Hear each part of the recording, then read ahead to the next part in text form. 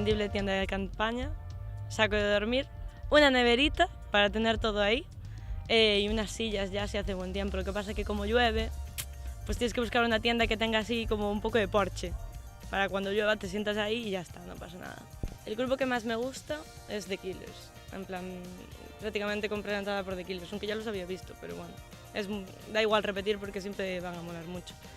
Y luego también, pues, Lenny Kravitz también me hace ilusión, en plan, porque es en plan leyenda. Trouxemos tiendas grandes por si chove, ven por ahora. A The Killers, a Mando Diao, que xa os vin, pero bueno, Tropotalino, Ladio, seres queridos.